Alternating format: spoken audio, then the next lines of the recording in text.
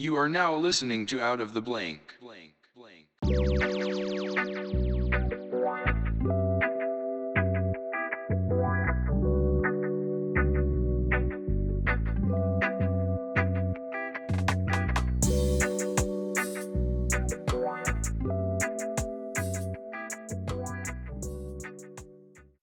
Welcome to another episode of Out of the Blank podcast. I'm here with Christopher Balzano. Oh, so close. Balzano, yeah. Damn it. I knew there's that apostrophe on the O, or there wasn't one. I don't know. I'm basically took math 5 times, so just give me a break. That's okay. I won't judge you as an English teacher. All right, well, that's good. Okay, well, tell me a little bit about yourself, Chris, and what do you do professionally if you want? Well, like I said, I am an English teacher by profession, but I'm also a writer and researcher. I've been looking into the paranormal since 1994. I've got 7 books under my belt. My early days, I was primarily a researcher into what's known as the Bridgewater Triangle in Massachusetts and Rhode Island. I was one of the first people to actually publish on that, other than the infamous Lauren Coleman. In addition to that, now I live down here in Florida. Unfortunately, I run a podcast called Tripping on Legends. So after decades, I should say, of being an investigator, I put the investigative side of myself off. And now we do legend tripping. So rather than looking for evidence, we try to focus more on the experience, but then also the stories and legends that kind of develop around these potentially paranormal places. So Tripping on Legends is basically like a paranormal focus of a show that talks about all the hidden, like maybe mysteries or murders that seem to have like a ghostly experience attached to it. Exactly. And sometimes, it's the ghost that comes first. And then sometimes it can be traced back to something that actually happened. Sometimes it's just a community getting freaked out and falling back on traditional folklore to explain it. And sometimes it's just a whole bunch of people believe a story at once. So it's kind of a little hodgepodge. Well, what do you consider paranormal? Do cryptids technically count as paranormal? In my world, they do. What we're doing now with Tripping on Legends, usually we fall upon cryptids, especially like the skunk ape down here, as part of context for what might be going on in an area. We have a few lake monsters as well that I've kind of looked into based on the fact that they are connected to a legend or connected to a town, and kind of give you like a picture of what the town is like. And of course, one of my primary focuses for the last 15 years has been the Pukwudgie. The what? The Pukwudgie? I've never heard of that one. Oh my word. Okay, where are you out of, brother? I'm in Ocean City, Maryland. I think the only cryptid I know that's nearby me is like if you look at Virginia, you look at like the Mothman, or you look at the Pope licking monster. Those are like the only 2 I've really ever heard of, besides like the Jersey Devil or Bigfoot and all those mystical ones.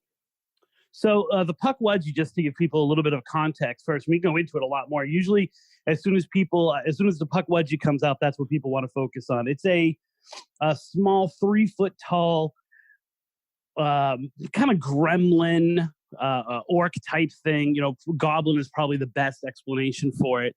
That is heavy in Native American folklore in New England, in the Northeast, into Canada, and then actually I've discovered into the South and into the Midwest as well. And it's this kind of trickster spirit that is in almost every Native American myth or mythology, like dating back hundreds and hundreds of years, which all kind of follow the same basic premise. It's these little things that would mess with the tribe until one day, for reasons unknown other than like they just like got their shit together, started to be really malicious, and they would kidnap people from the tribe. They would set fires. They would steal babies, and I started reporting on this back in probably 2002. There was almost no mention of it on the internet at all. And yet I had people who were calling me, people who were emailing me in the Bridgewater Triangle who were experiencing this thing. They wanted to know what it was. They wanted to know for a name for it. And I dug pretty deep and found out this little creature. And in the last 10 years especially, it's really exploded. So Pukwudgies are everywhere now on websites, and people have kind of morphed them into whatever they need. They've been on all the different paranormal TV shows, and to the point that actually J.K. Rowling uses them in Harry Potter folklore now. So one of the primary characters in the history of the American version of Hogwarts and the witches that came over here were these Puckwudgies, and they're actually one of the houses of Livermore or Livemore, however she says it. Dumb bitch, she doesn't pay me anything for using my research, so what are you gonna do? Look, when we talk about cryptozoology, we talk about cryptids, we could talk about paranormal, we could talk about all these. What really plays into a factor is it all stems from ancient folklore, man. Throughout many different religions, many different histories, we've talked about an afterlife. Is there an afterlife? What is the afterlife? What is all these types of things? Then we look at the monsters behind it. My initial inspiration for cryptids is obviously most like everyone else's, the very popular ones, such as like Nessie, Bigfoot, the Yeti. The Bigfoot is probably the one that I feel like is the most believable. Just because on the basis of there was in North America, there was a totally descript of a Bigfoot, a full-on description of a giant hominid ape that wandered the woods, whatever. And then in the Tibetan mountains, there was a completely different description of another ape-like creature that was the same strength, same all this stuff, but just did different things. I'm like, how did these two places that have never communicated ever in their entire lives come up with the same exact description of something if it was just out of their imagination? There's no way. Well, I mean, the first explanation is that it's real. And what it might be and how it lives in a population and in a shrinking area as well. That's up for debate. You can discuss it. And the other part of it is, different cultures in different parts of the world are scared of the same shit, right? So they misidentify or they create these boogeymen, which are similar because, they're essentially scared of the same things and they're trying to explain similar natural phenomenon. And you add to that, like once you have, when we say, okay, so a certain culture had a Bigfoot sighting or talks about Bigfoot, what we do is oftentimes ignore the 87 other things that it talked about, but we latch on to the Bigfoot one because we know that one, right? So it goes from culture to culture. But what you're doing is essentially saying of all of the monsters that they talked about, we're going to focus on this because we've seen this one before. So kind of both things are going on. If you ask me, I think they're completely real, though. I look at it like the stories of the Yeti, for instance. There was people that would talk about like they would have to lock their kids inside their house at night because the Yetis would break in and try and steal their firstborn daughter and carry them off into the mountains. Sherpas, such as guides walking through trails, taking people up and down the mountain, were telling accounts of stories of getting hit with giant snow boulders. It made the Yeti, in my mind, look like some massive, like, you ever seen the movie The Mummy with Brendan Fraser? When they went to go up in the mountains, there was those giant things. That's what I think of when I see the Yeti. And then when I look at like Bigfoot, I picture like a badass Smokey the Bear, but like more like Bigfoot would whoop Smokey the Bear's ass just because completely. Yeah, the Smokey the Bear's like just I don't know. I looked at him. I was like, you just did. You can't put pants on a bear. What's wrong with you?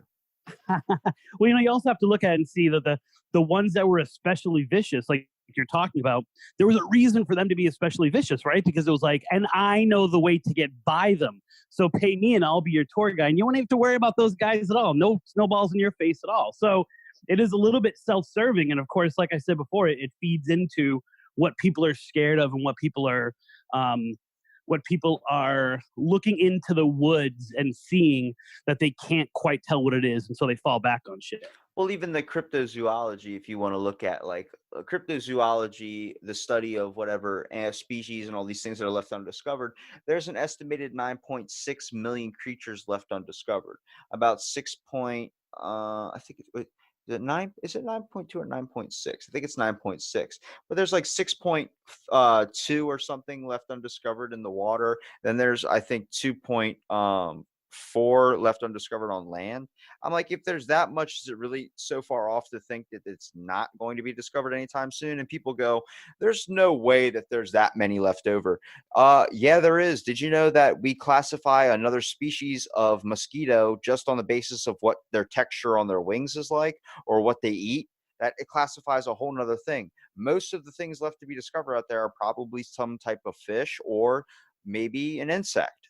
There's thousands of species of mosquitoes. It's hard not to think that there's not millions left that we still haven't discovered today. Yeah, I think the problem comes in with the size of the Bigfoot.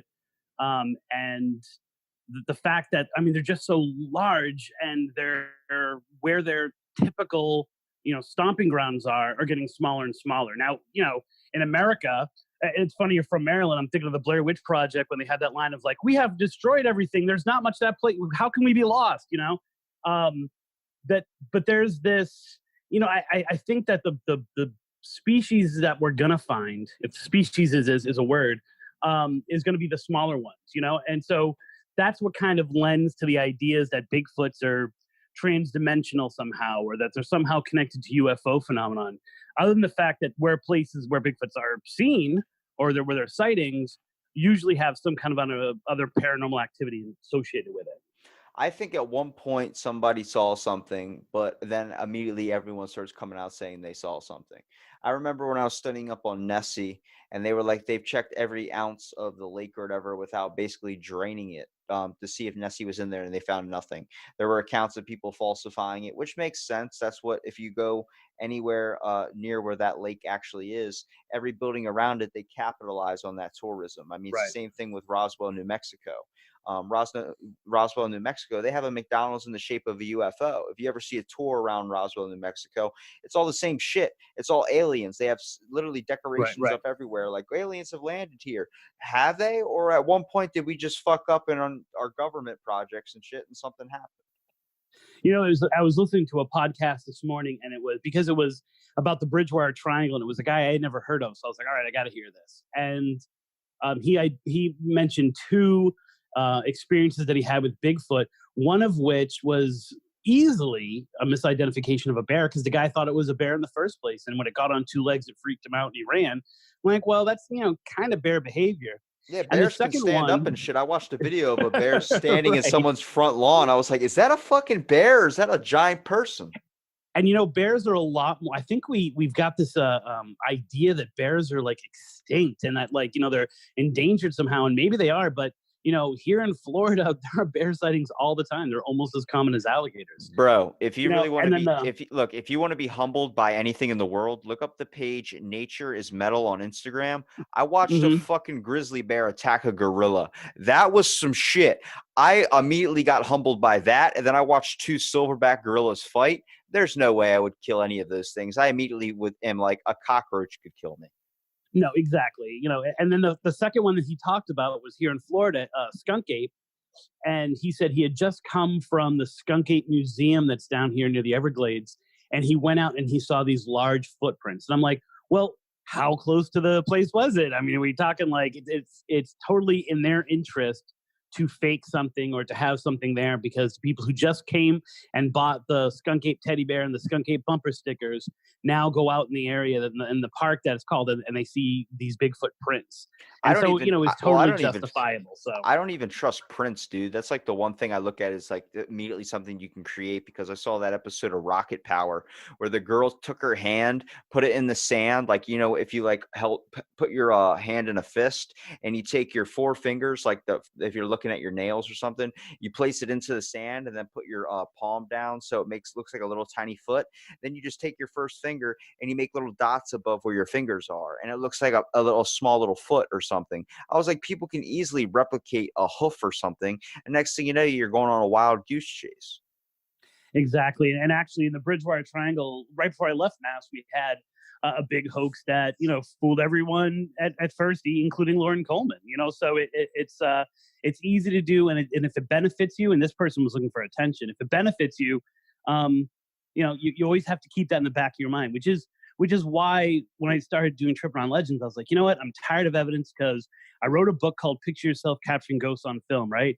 And then everyone wanted to send me their pictures. And I'm like, I got to be honest with you. Without all the information, without the moment, without knowing who you are, I can't classify this as a ghost picture. I don't even know what classifying it as a ghost picture is. It's too easy to hoax. And because it is, it's just silly to continue that pursuit. Well, where do you stand on ghosts? Do you think that they're real? I always looked at them as maybe memories or like little echoes that were left here, because I mean, it's hard to think that you're just completely wiped off the face of the earth. Do I think there's a spiritual plane?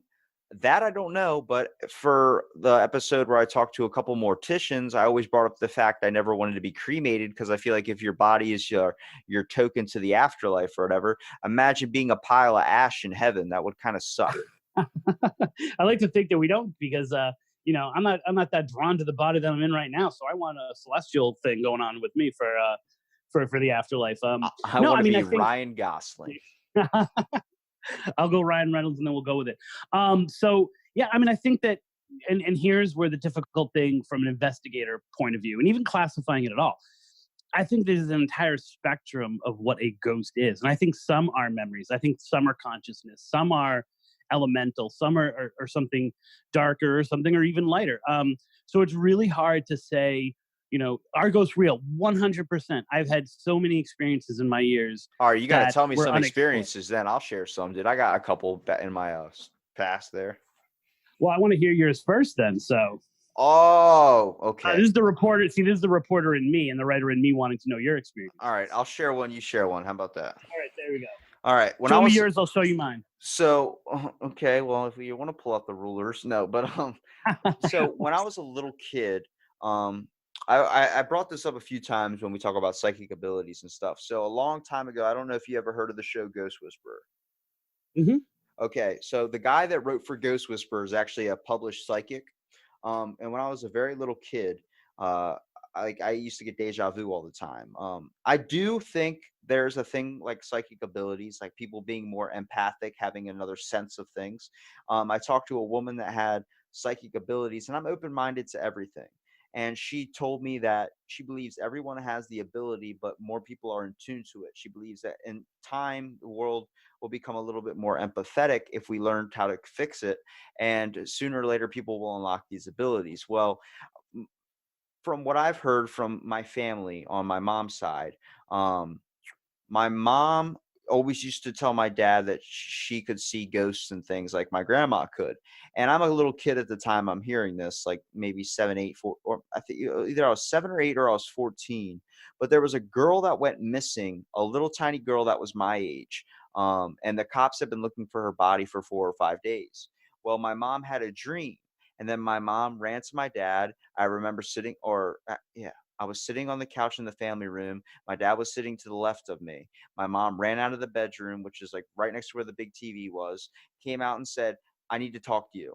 My dad got up, like, oh my God, what is it now? And then he got up and she like was screaming at him, telling, you need to call this in anonymously. This is where she is. This is where she is. This is where she is. And I'm sitting there on the couch, like, what the fuck is going on?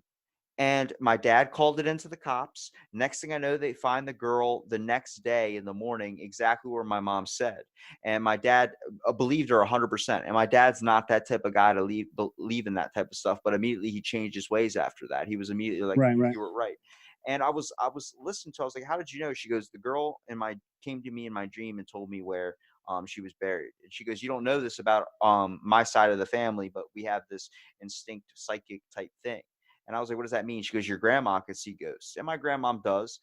Now, as I got older, before when I was a kid, I used to get really bad deja vu. Well, where the ghost story plays in the scenario is there's this old hotel in the town of Berlin, Maryland. You can look it up. It's called the Atlantic Hotel. It's built in like 1876 or something. Well, I remember my mom used to work there. So one day I stayed home sick from school, hashtag sick, not really. But how everything, all the furniture, everything was really old style. That was supposed to be the point of the hotel. So I went upstairs and I'll never forget, I was watching Scooby Doo meets Earth, Wind and Fire. That whatever you call it, the vampire episode where they're on that mountain. Yeah. So I was sitting on the bed, laying in this old style, like Victorian type bed, watching this, watching them at the concert, and those three hot ass chicks come on and start singing Earth, Wind, Fire, and Air, and I'm like sitting there like, this is awesome. And a woman comes by the room. A woman wearing a very old style clothing, like old hotel like maid clothing, and I figured that was the point of the hotel. That's their uniform. So I'm Right. probably 5 or 6 at this time. And I looked at her and she goes, how you doing? I said, I'm doing all right. I'm not really supposed to talk to anybody because my mom said, like, if I need anything, just call her. I don't want to bother anybody. And she goes, oh, it's okay, sweetie. She goes, what's wrong? And I started explaining to her, oh, I'm sick from school, not feeling too well. She's got a headache and a stomach ache. And she's like, can I get you anything? And I said, no, if I need anything, I'll go downstairs and ask my mom, but thank you.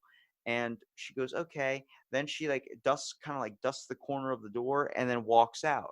And you're sitting on the bed as a little kid waiting. The next thing you know, like, you wait a minute, you hop off the bed, like do that, like jump off the bed. Then I ran around Yeah. the corner to look into the doorway. She was gone. So I ran Wow. downstairs to my mom and I told my mom, and my mom was just staring at me. And I was like, what? And she goes, Robbie, it's only me and Bob in the kitchen besides your aunt that are here. There's nobody else in this whole entire hotel. Nobody's on staff. It's wintertime. There's literally barely anybody that works here.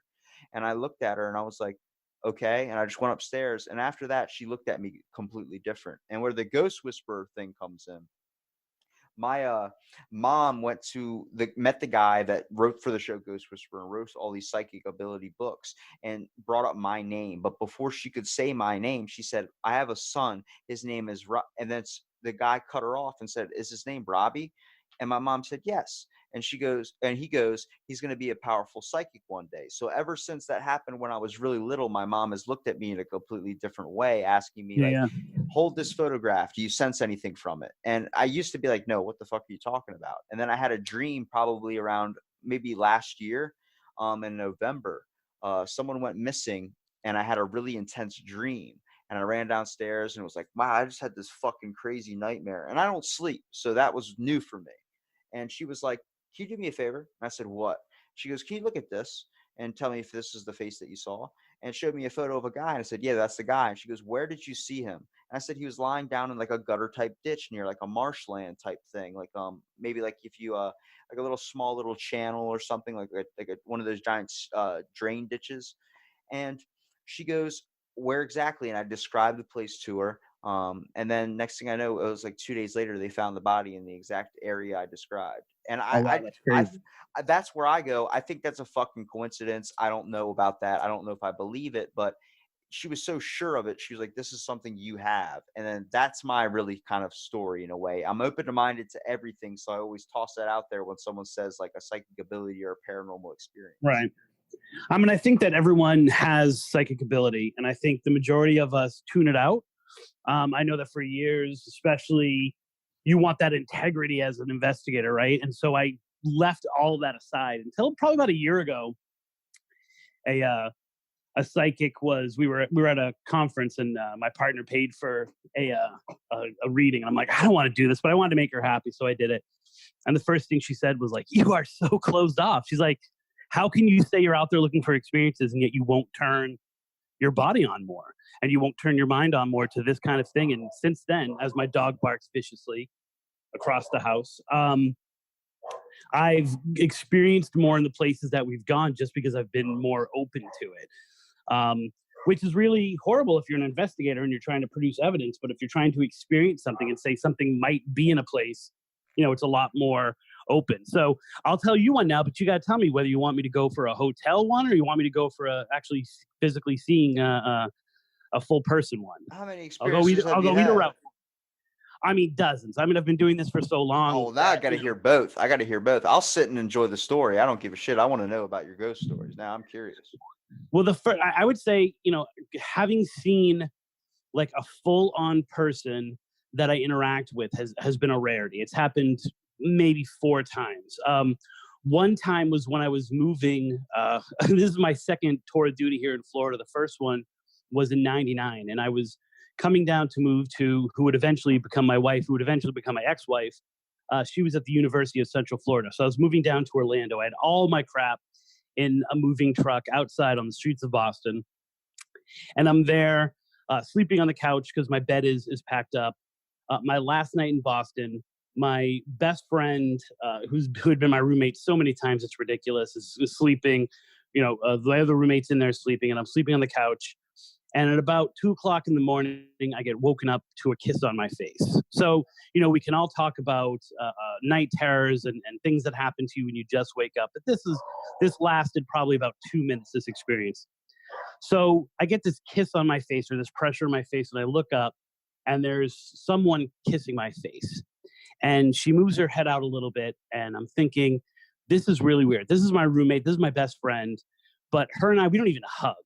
So it was weird. But it's my last night, so it made sense to me. And I'm like, Jenna, it's gonna be okay. We're still gonna, be with each other.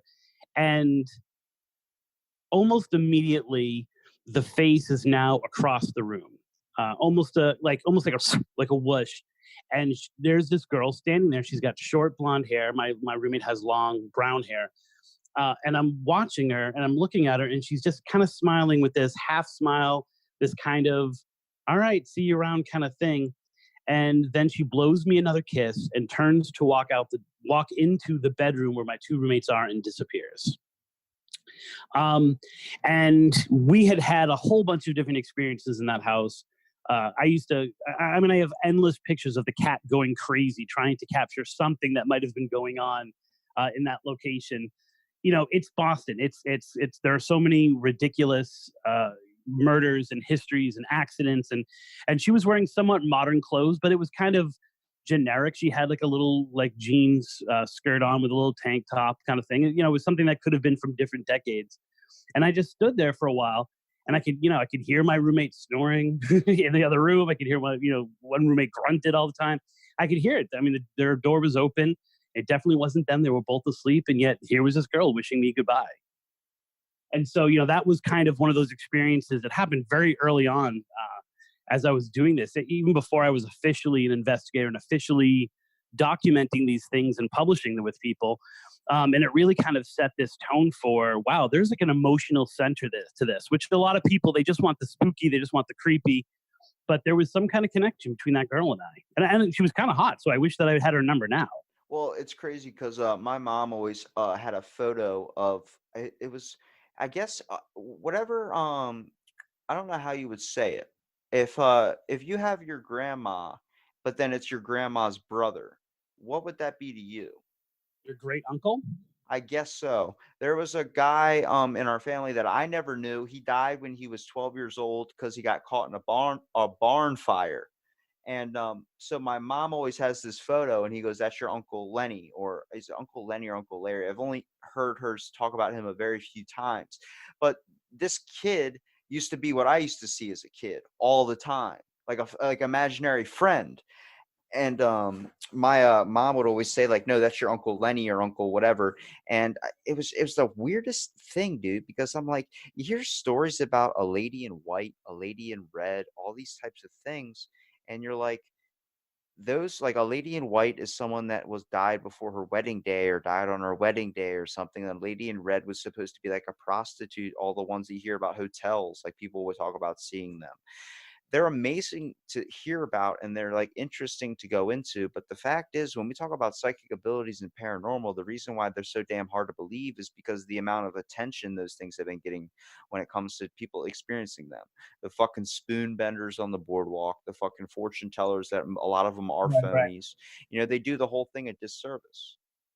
And I also think that, people, when they are trying to tap into their psychic abilities, and I've got a great redhead hotel story to tell you after this. Um, they think it's got to be dramatic. They think it has to be like you talking to your Uncle Lenny or you talking to your Uncle Larry.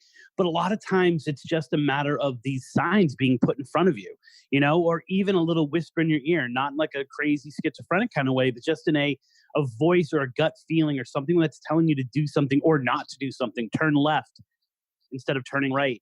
And we ignore them because we think they're just kind of white noise out there in the universe, our random thoughts. But my belief very strongly is that those are people connecting to us on a psychic level. And it doesn't have to be that you see something. It doesn't have to be that you hear something.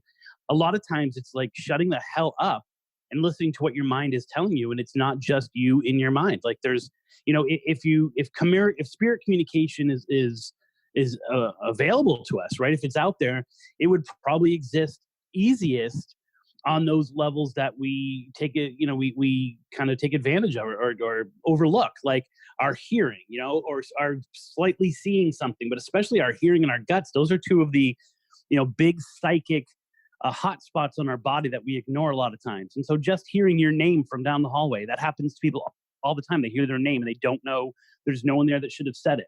Or I get a lot of this in places where other paranormal activity happens, which is coughing.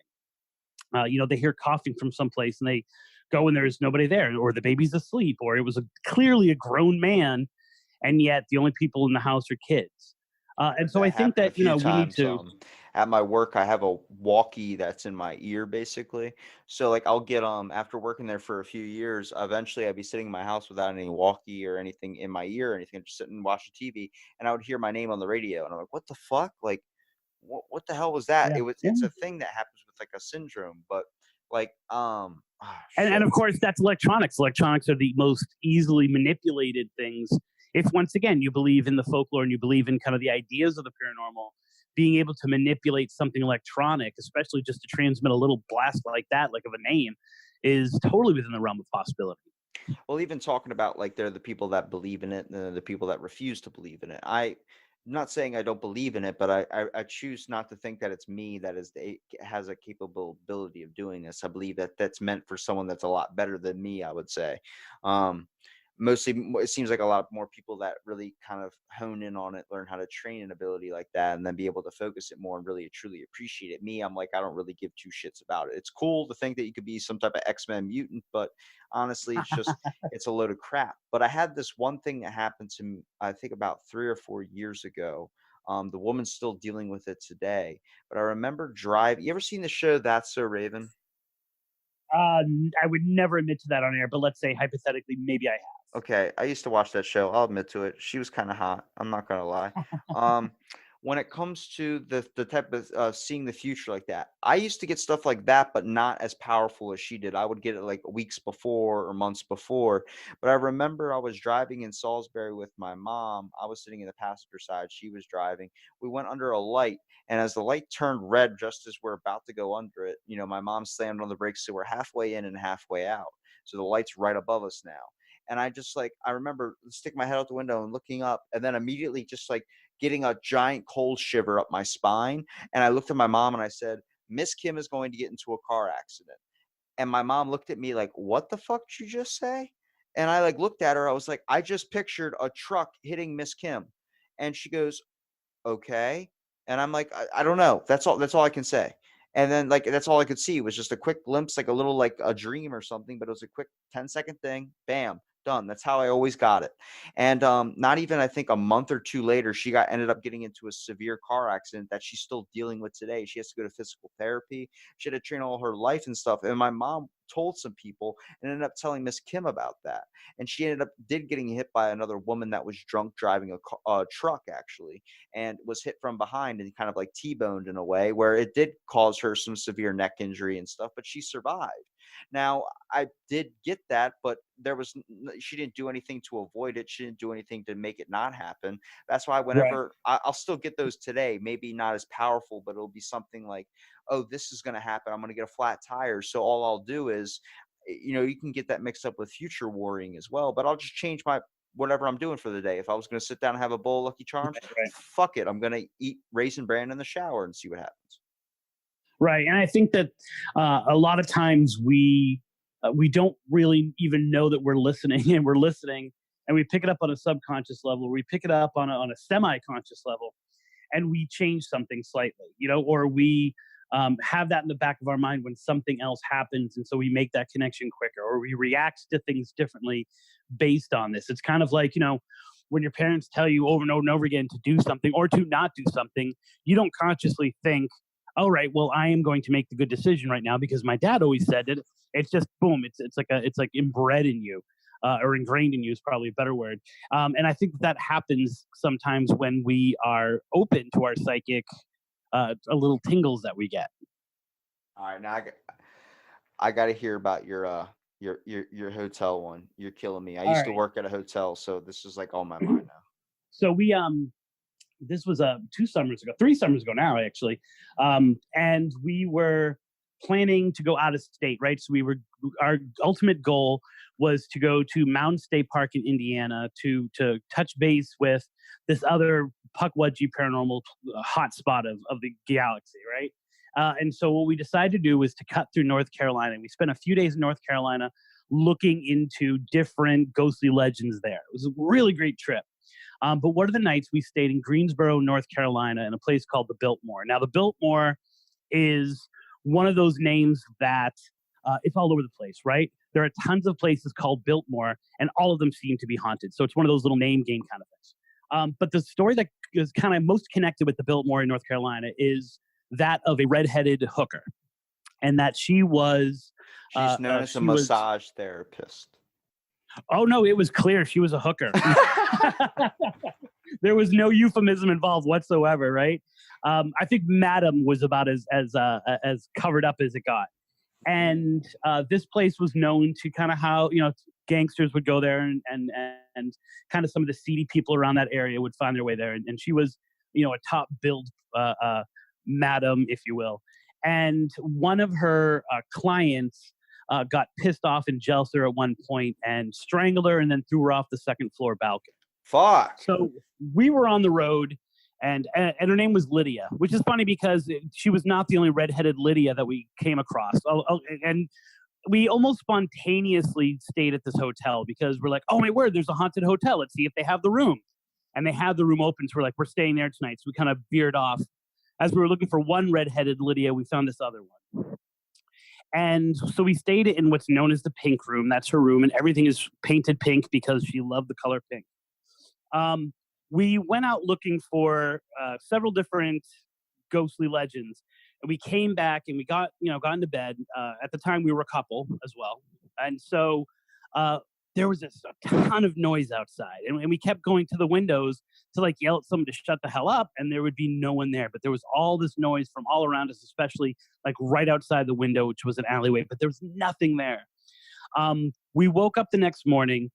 And in addition to my co-host at the time, also my girlfriend at the time, her shirt was completely up as if she had just been felt up, right? So she had kind of been explored slightly. And I swear it wasn't me. I swear. Okay, so that's as my freshmen say. Is rape still a thing if it's a ghost rape? Sure. I mean, I have a hard time prosecuting that, but you can still cry it if you want. That's why when I saw there's a show called The Whitest Kids You Know, and they had an app called Ghost Testicles. And what it was is this kid was sitting in this haunted house, and they had this app on their phone that could show you ghosts. And they were scanning around the room, and they scanned over to the kid that's sitting on the couch. And he's like, dude, don't move, but there's a bunch of ghosts teabagging you right now. And he's like, well, get them to fucking stop. I can feel their nuts on my head. And he's swishing around like he's swatting a fly. That's funny. I feel I'm connected to the other side. No, man, that's their balls in your face. Dude, his balls are right. He's double teabagging you now. He's got it in your ear. You're being teabagged on several different planes. So we were kind of it kind of didn't occur to her until afterwards that her shirt had been pushed up, because the first thing we noticed was that the room was pretty much trashed. The garbage pail had been overturned. The water was spilt all over the counter. Several other things were thrown on the room. Our bags looked like they had been gone through. And so immediately, we had two thoughts. One, someone broke in. Or two, if I had a haunted hotel, I would totally break into the apartments at night and fuck with them, right? That would make sense to me. And so we kind of, this was supposedly what she did. She went through Natalie's handbag and everything like that. And we were going to another big one that day called the Devil's Tramping Ground. And so we're like, all right, we got to get ready for this. Let's get, this is our one night here. We had already interviewed them about all the stuff that had happened there. We were basically getting ready for the day. So I'm in the shower. I brush my teeth. I get out, I got out of the shower. I'm brushing my teeth. She's in the shower. And clearly someone walks right by me and grabs my ass, right? No teabagging, but I clearly feel someone grabbing both cheeks of my ass and lifting up. And so I'm like, oh, wow, okay, all right. That's where we are right now. And I turn around and Natalie is still in the shower. And yet almost immediately she goes, whoa, what's going on? And she said, the water got ice cold. I'm like, okay, well, it's an old hotel. Once again, if I was running a haunted hotel, I would fuck with people by playing with the water. And then she said, I said, okay, now make it hot again. And almost immediately the water got hot. And I said, now make it cold. Boom. And so it was literally responding to my saying, get hot and get cold. And then finally I said, all right, get cold. get cold. And we had, from experience, we keep tapes running the entire time. And so we have the audio tape. I can send it to you if you want. I'm doing that. And I said, get cold. And you hear a voice clear as day go, it's only water. It's only water. Dude, my buddy, he took a video. He does a lot of this like paranormal research stuff too. Shout out to Michael Simons. He does Anything Goes Project After Dark, a little spin-off podcast of his original one. But when the After Dark means like cryptids and stuff, but he plays a video of him recording like stuff they do in the X-Files where they go to a haunted place or something. And he slowed it down, and all he hears a girl sit there and go, get out. But like I was like, dude, what? He goes, dude, there was only 2 people in this room, and it was me and another guy, and the guy was in front of me. And trust me, neither of us can hit a pitch like this. And he slowed it down and everything, and I heard it. I was like, that's some freaky shit. But it's like you're in such disbelief because everything that you've been shown that's paranormal or anything that's been shown that's been a monsters in a movie, you don't expect it to be on your real life. But I always bring it to the question, if there's literally an invisible signal from your phone that is piercing up all the way up into a satellite and coming back down, or radios are on a different frequency, what's to say that there's not a different frequency through a different spiritual plane that maybe you can connect through your dreams? I'm an insomniac, so I don't sleep a whole lot. I sleep maybe 1 to 2 hours every 3 or 4 days. So I spend a lot of my days awake. That's also why I do podcasting, because I like to be, I guess what you would say, I like to get shit done. Right. But even like doing like not sleeping, my buddy Chris, who I work with, he sleeps with his eyes open. So yeah, he didn't tell me about that either. I had to find out after talking to him for 3 hours, and then he goes, "What?" I'm like, "What the fuck was that?" Because I was sleeping. But so I decided to research a lot about sleep, and I came up with my own little theory about exactly what dreams are. So it's just an idea. It's nothing I believe, but it would be pretty cool if it was. There's a thing called a hypnic jerk. Have you ever heard of that? Is that when you something happens in a dream and you physically react to it? Yeah, Like especially at the beginning stages of sleep? Yeah, like when you fall asleep and then you wake up and you feel like you were just falling. So there's also a thing called rapid eye movement when your eyes shut and they constantly move around under your I guess eyelids. So I say that your brain is searching for a doorway, much like a parallel universe to enter to, and that is your dream. Your eyes are searching for that when you shut them and you're in rapid eye movement, whatever, REM sleep. Your eyes are searching for that portal. Then once it finds it, you go into it. That hypnic jerk, that wake up, is because you were slipping out of this world and entering that one. That is the thing. Like if you get too far into it, your body immediately, like your heart starts to stop. It turns into like the movie Avatar when they clip that thing into the back of their head or whatever, and they transport into whatever. That's what it is. It turns into that. That was just my idea of what that was. And looking so instinctively into the human mind, you start to uncover that there's a lot of shit that our brain, we don't know about. There's a lot of shit we don't understand. There's a lot of shit left to figure out about it. Who's to say there's this inherent ability to be able to see things? If people can see colors, maybe we can see ghosts. Well, and you pick up, your brain picks up more than you ever realize. And there's the classic experiment that I've done in class like numerous times, which is where you do one movement. It's the basketball gorilla, where you ask the people to count how many times the kids are bouncing the basketball, and then you say, okay, and how many fingers did the gorilla hold up? And you're like, what are you talking about? And then when you show the video again and you tell them to not focus on the people bouncing the basketball, a huge person in a gorilla costume goes by and holds up a certain amount of fingers and walks by. Their mind picked that up. It was there, but their conscious mind didn't, because they were focused on one thing. So I think in addition to all the things we don't understand about the brain, we don't understand what it perceives on any given moment, because we are focused on different spectrums or different ideas and different thoughts. And our mind still picks that information up. We just don't process it the way that we process other information. What, if you had to say, would be the one cryptid you want to meet the most? And what would you say would be the one that you don't want to meet the most? I'm not sure if there's one I wouldn't want to meet, or at least encounter. Now, if I'm safe, in this situation, then there you go. Like, if my kid's talking right now, they want to meet Mothman. So we're going on, starting spring break just started for me a few hours ago. we were going to go to all these different places. We were going to go to North Carolina to visit the mystery of Roanoke and Creatoan. We were going to potentially go see Mothman. That's a pretty far journey for us. We decided to stay in state, especially with everything that's going on. But they are obsessed with Mothman.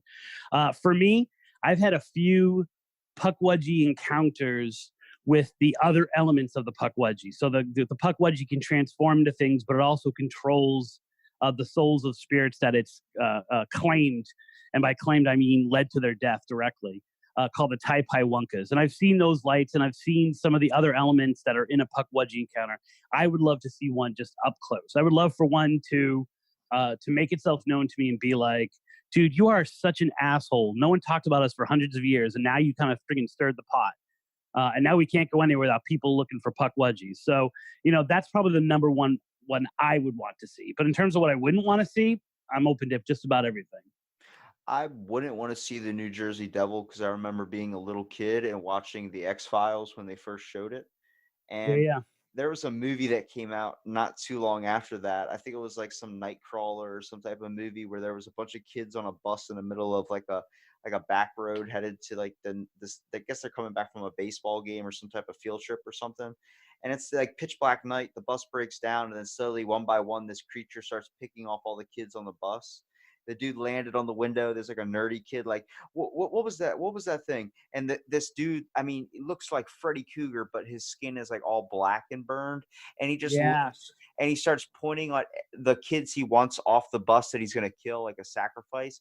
I don't know what movie that was, but I immediately I think you're talking about Jeepers Creepers 2. Dude, immediately even saying that, like my skin starts to boil and gets bumps all over it. It was that fucking scary to me.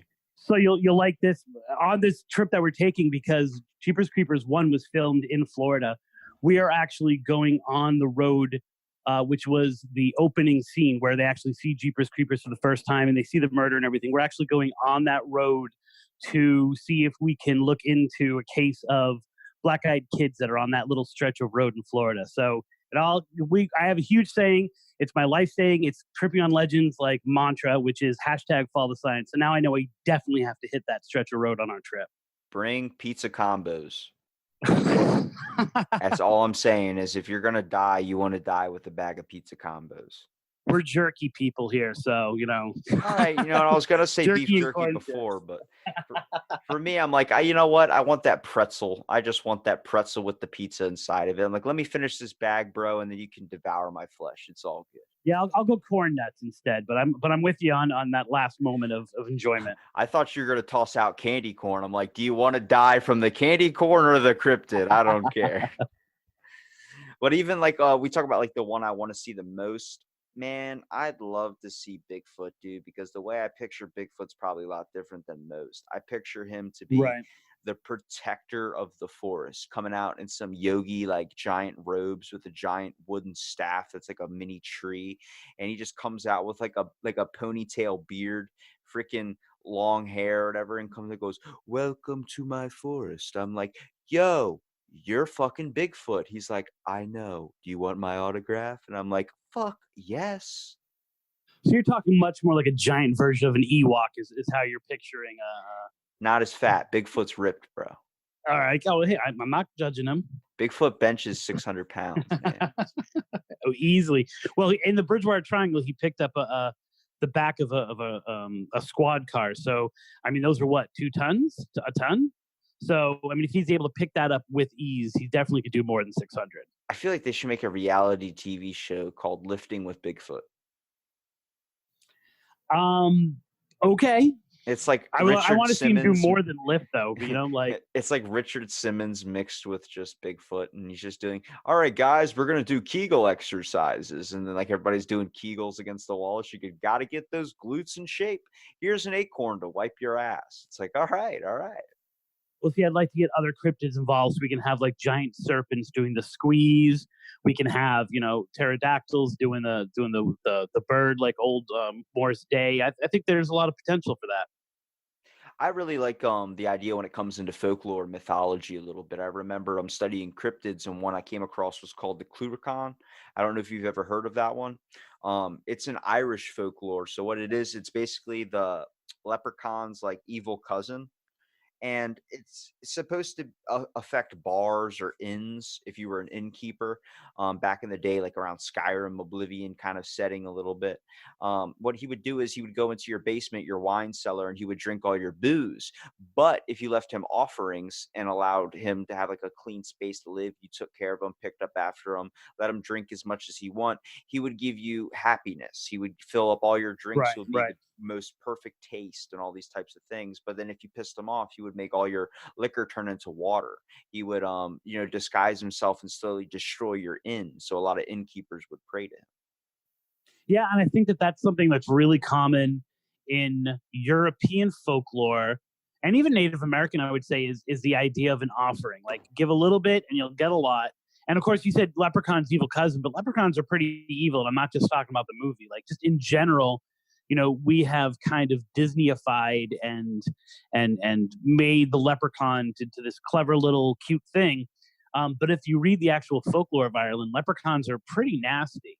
But that whole idea of leaving something out, you can talk about in a folklore aspect, it was the same as praying that things would go well. It's the same as blaming the bad shit that happens to you on some imaginary creature that does something unless you appease it in some way, right? I mean, it's just an offshoot of pretty much, every religion that has like a big deity that you have to please in some way. But it is really common. And it's interesting that as Americans and an American culture, we don't have that. Maybe it's that like just give me everything attitude that's so American, but we don't have that attitude in our folklore of like give an offering and then you don't have to worry about it. Ours is more of like, no, it's feared, kill it. How do I get rid of it? And so that's a really big difference that I've found in covering folklore from different cultures, then kind of comparing it to what we do with it modernly. Now, when you picture a cryptid, what does your typical cryptid come to your mind when I ask you to picture it?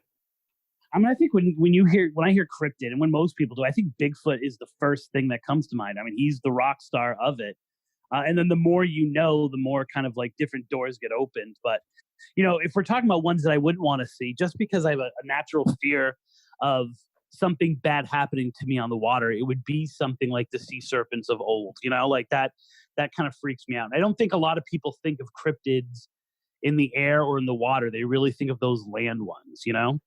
I always think of like a chupacabra or something like that when it comes to a cryptid, something that's like fucking like scary, like weird claws, really small. Anything that's really small and it's a cryptid, I don't like because I don't like the maneuverability those things can have. Like if I was gonna Right. create my own cryptid, Swiftness. yeah, if I can create my own cryptid, I would immediately picture like a gingerbread man with like a knife and like I don't know, like he has the ability to have like just ooze out acid or something, like some type of fucking monster from like the pits of hell or something. Like he comes at you with a candy cane or some shit. That would just be the worst cryptid in my mind. I'll take Bigfoot, I'll take Nessie any day. But when it comes to that thing, fuck that. Yeah, and I think the word cryptid itself has a kinder, gentler feel to it than like monster. So what you're talking about much more sounds like a monster of nightmares gone by, as opposed to a cryptid. I think the connotation of it is something that potentially is not far off from something that we come in contact with. And then it's mysterious, but not necessarily vicious. Whereas like monster and other terms like that are where we get like the more gingerbread spouting, knife wielding one you're referring to. Now, when even talking about like on your podcast with like the cryptids or anything really paranormal or whatever, tripping on legends in general, what that was a name drop, hope you like I that know, I one. like that. I was like, wow, he remembered the name of it. Good job. But even when we're starting to talk about these, like, what is the things you find most interesting that you use towards your podcast? Do you like explaining the whole specifics of one? I've done a spin-off of this podcast when I was doing this one when it was first starting. I would only post maybe once every week or so. But I did a spin-off called Fill in the Blank. We talked about a bunch of things. Like my buddy was interested in Victorian surgery, so I printed out a bunch of articles on Victorian surgery. Then like cryptids, my buddy was interested in those, and that's when I learned about the Pope licking monster and all these other creatures. I think what really like gets me off, like the ultimate legend trip kind of path we go down is when we have all this information. It has a deep backstory to it. And over the course of our research, we find something that's like, oh shit, like, well, we were doing this one called the Bloody Bucket, which is where you're supposed to dump or fill up a bucket with water from this one place by the light of the full moon, and it turns into blood. And we were able, and this has been in numerous books by now, and all over the internet. And we were able to find obscure web posting from a few years before it hit Weird Florida, the book Weird Florida. And it clearly says, hi, I heard, this place is called Bloody Bucket Road. I'm going to invent a story because it's Halloween and I want to, practice my writing skills. So here's a story. It's completely made up. And it's the story that people have been telling for the last 15 years about it. Right. And so we know that it's not true. We know clearly through history and looking at things that this place is called Bloody Bucket Road because there was a really vicious bar where they would have buckets of blood mopped out at the end of the night because so many fights used to happen there. We actually when we went there, we got stopped by the cops who told us a story about it. Like, oh, you know why this is called Bloody Bucket Road? Clearly nothing about this story is true, right? Like there are no reports from actual people. It's just people, friend of a friend, and yet you go there and something weird happens. Unfortunately, nothing happened when we went to Bloody Bucket, but that whole idea of ahead of time that the story is not real and yet something weird happens. So for example, we went to Stetson University, and they have this place called Hully Tower. And Hully Tower is supposed to be the scene of it's a classic. Actually, the new book I have coming out in a few months is called Florida's Haunted Love Stories. And this is in there.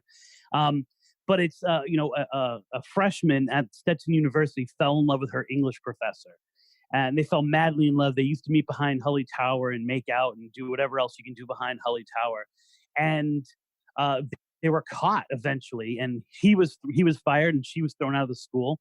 And as she was leaving, as she was expelled from the school, she climbed to Hully Tower.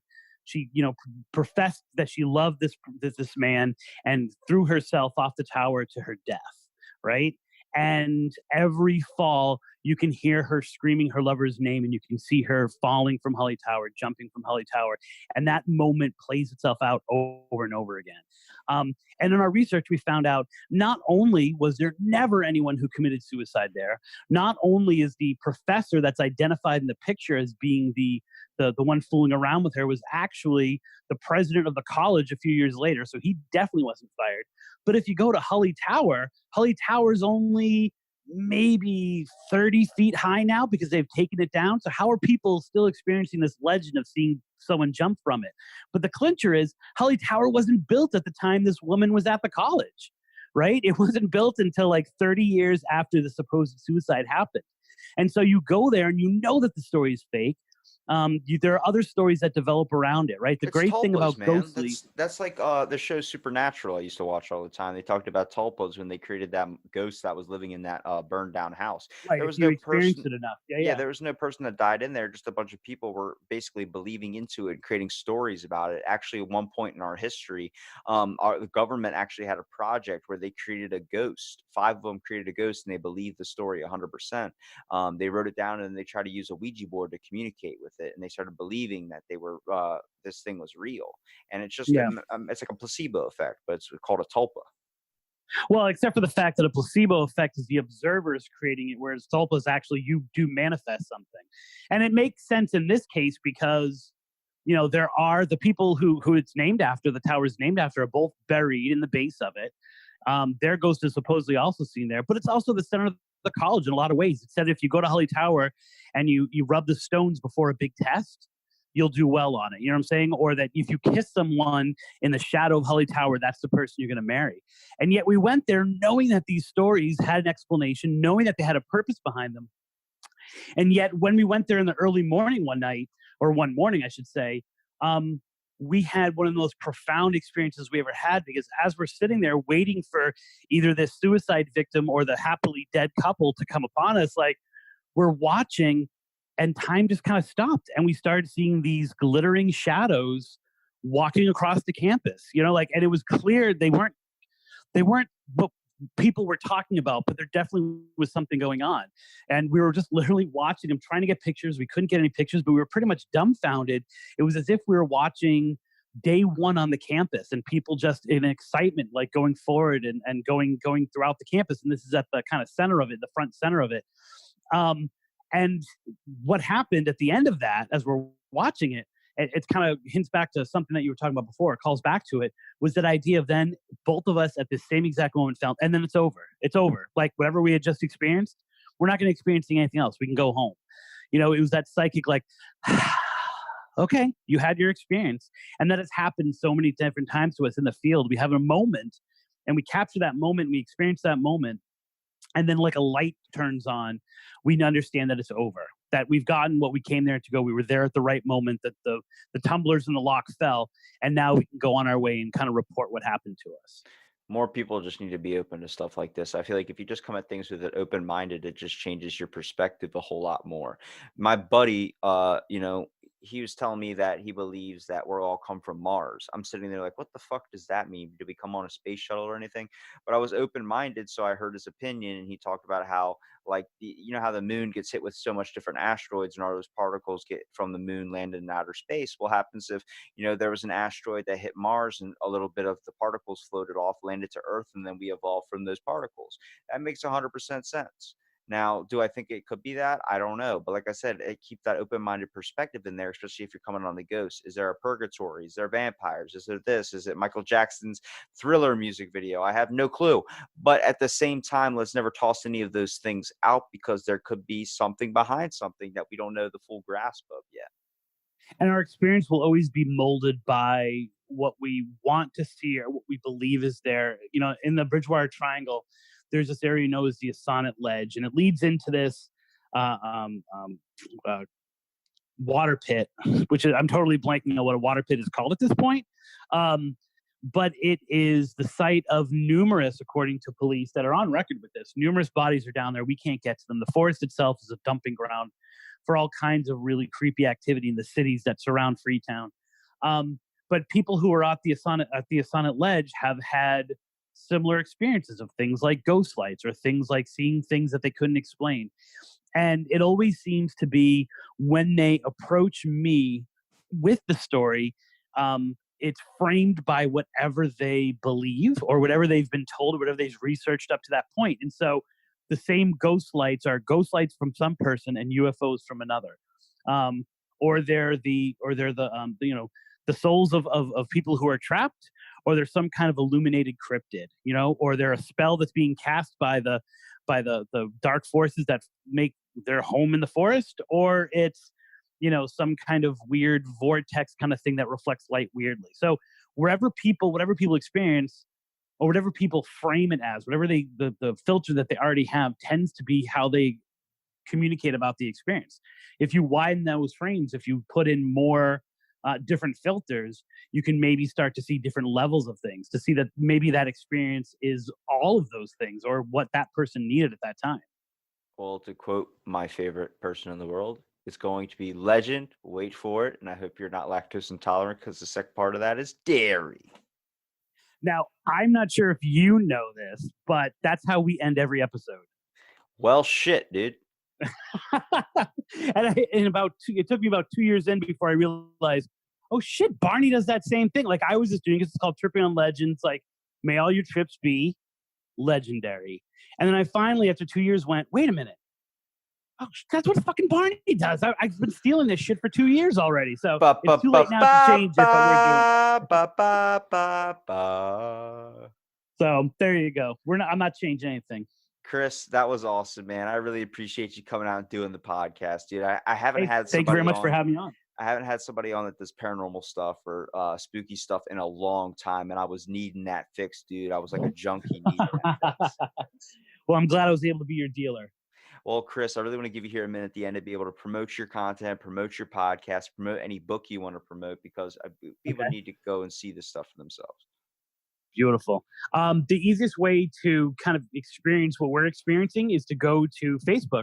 We do have a website, trippingonlegends.wordpress.com, but everything we do gets kind of put on Facebook, and that's facebook.com/trippingonlegends. Like I said, my new book is coming out, I believe, in August.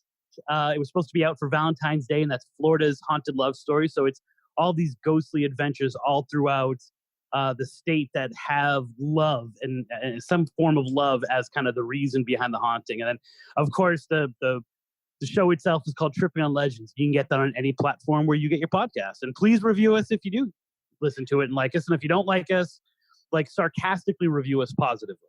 Yeah, give them like that 1 star, or no, give them that 5 star, but then say fuck you. That's always a good one. Right. Because people just look at the stars, they never actually read them. Yeah, exactly. Because reading's too much, right? Yeah, reading bad. As an English teacher, reading bad. I don't know math.